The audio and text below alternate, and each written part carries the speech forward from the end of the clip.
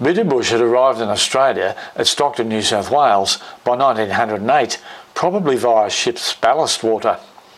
Within a few decades, it was proclaimed a noxious weed in the Newcastle area. However, its ability to stabilise sandy soils saw it removed from the noxious weeds list. Decades of sand mining over much of the New South Wales coastline then destabilised coastal dune systems. Trials by the New South Wales Soil Conservation Service during the 1940s proved that yes, Bitou bush did indeed grow well in sand. Extensive sowing of seeds subsequently occurred between 1946 and 1968. By 1970, it had become apparent that Bitou bush was a weed, and Soil Conservation withdrew its recommendation. It continued to spread. By 1982, it occurred on 60% of the New South Wales coastline and was the dominant species for 220 kilometres. Remapping in 2001 showed a 36% increase over the intervening 20 years, with 80% of the coastline now infested and Bitou the dominant species for more than 400 kilometres, despite no new plantings. Bitou bush invades soils from sand to clay and vegetation systems from frontal dunes through to littoral rainforest and even heath-covered headlands. It changes the characteristic smooth profile of dunes to one of hummocks and blowouts. The blowouts you see here in the middle distance are about 6 metres high. The most effective tool in the war against this weed is the splatter gun. This film demonstrates how to use it effectively. Now the splatter gun is basically a modified drench gun for drenching sheep. But what they've done is they've made a different nozzle here for us, and why we use it is because it's gas powered. So in this little pouch here we've got a 1 litre gas pack, and that's got a regulator on it. It's attached to the gun, and the gun is attached to a reservoir which is contained within this carry pack. Now the reservoir is nominally 5 litres, but in fact it holds 6 litres, and as you can see it's just a plastic reservoir, and at the moment I've got it filled up with water, just so that, but I don't put the chemical in because I'm transporting it, and with some of the chemical we use, we have a surfactant in it. There's a little breather valve here, so you can end up with some surfactant and some herbicide coming out. So at this stage we've got it filled with water. We're using metsulfuron. If you're spraying metsulfuron on plants, you use 1 gram per 10 litres.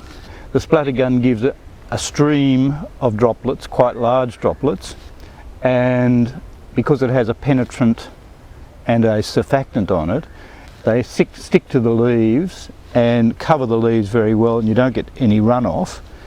And we use a more concentrated form of the herbicide, but we use very little of it per plant. So in this container I'm about to put 5 grams of metsulfuron. 600 grams per kilogram is the concentration.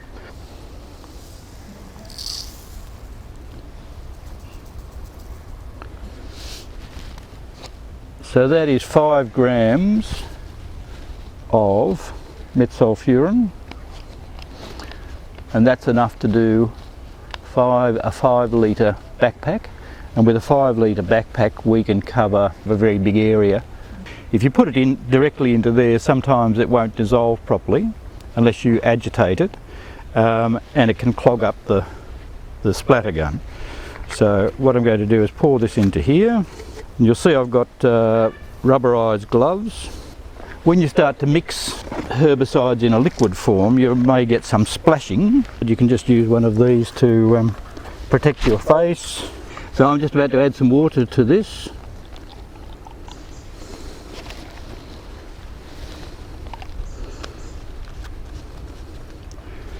It's got a little top on it. I'll just shake that to make sure it dissolves.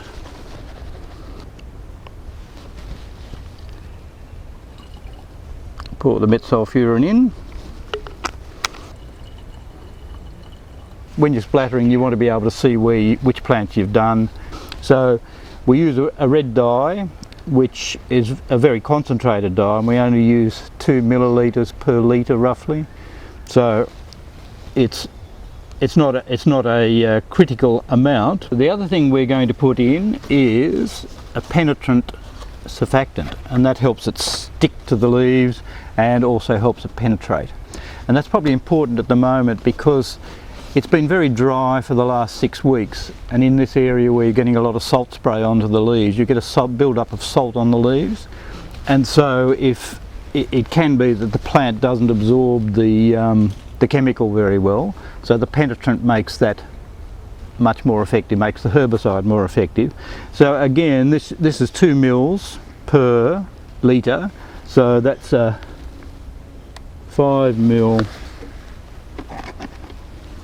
I'll do it into here so that you can see. So there you go, it's a fairly small amount. And as I'm walking around, that will agitate the herbicide. And there we have the mix. We can adjust the amount of herbicide that's ejected every time we pull the trigger. And so it goes from 50 millimetres down to, I think, 10 millimetres. I'll adjust it down to 30 millilitres so that we can demonstrate what that looks like when we're applying it to a plant. 150 millimetres is 5 of these, so it's 1, 2, 3, 4, 5. So that's quite a bit.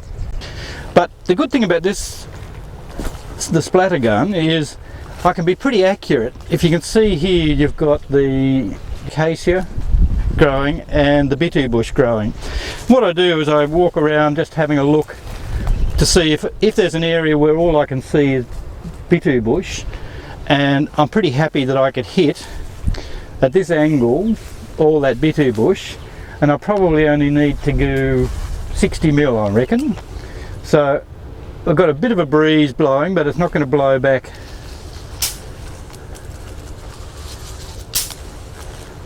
So that should kill it.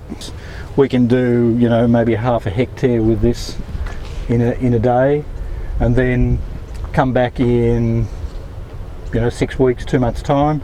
If there's any that we've missed, we just come back and do them, and then we might leave it for a year because the plants themselves are not going to be up and flowering and seeding. So we then just come back and observe what's happened, and usually you'll get quite a good coverage of native plants. But again, the good thing with this is you can go in, and if you just see one plant in amongst them, you can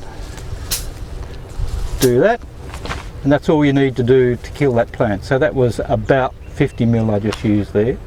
Because it's metsulfuran, it'll take 6 weeks before it's obviously dead. It's not even like 100% No, coverage. no. It's like maybe what, 40-50% Yep. coverage, or if that. Because this is 10 times the concentration, and Bitou bush is very susceptible. So to do a large area like this, if you were spraying it, you've got to get up fairly close. But here,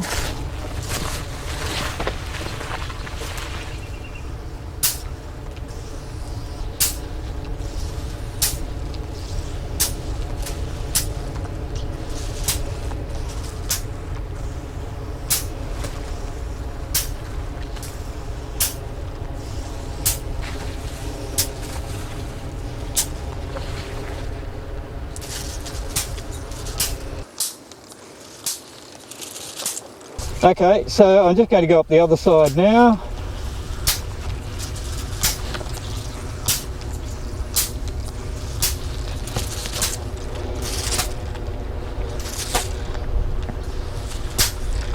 And that's pretty well it. So that'll take about 6 weeks now.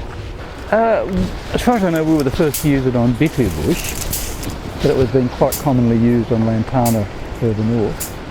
And in fact, that's what it was developed for. But if you're doing it on lantana, you use a much stronger concentration. Each one of these that I'm squirting is 45 mil of herbicide. For a little plant like that, you really only need 10-15 mil squirt. And you can do that 2 ways. You can adjust this, or you can just pull the trigger very quickly. like that. And that'd be enough to get that plant. I might just shoot that little bit as well, and that plant should die. And I can just walk up here at one pace, and when I'm looking, I walk up. I don't just sort of go up and just spray. You will have a good look. Whoop. So the tuckaroo here I want to avoid, and one here. But all the rest of it's Bitou bush. So while I'm here,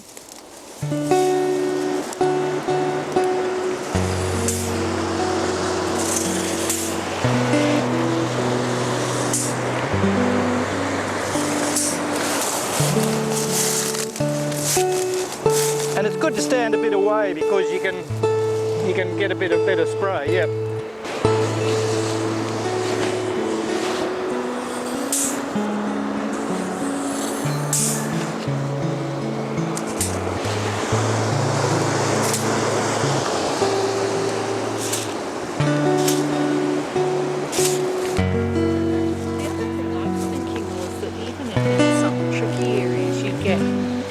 Of it, then it becomes easier for someone that you can then get into it more easily to finish it off in a manual sense. Come back again. You know, if you can't keep, so it could work.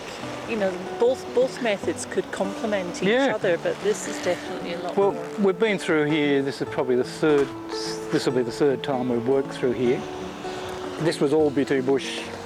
Everything that was open. Impenetrable then. It was. Without you coming in and doing this. Yeah, you couldn't get through here, and you can see there's still the dead Bitou bush on the other side here, and so now we're coming back and we're just hitting those odd ones that we've missed.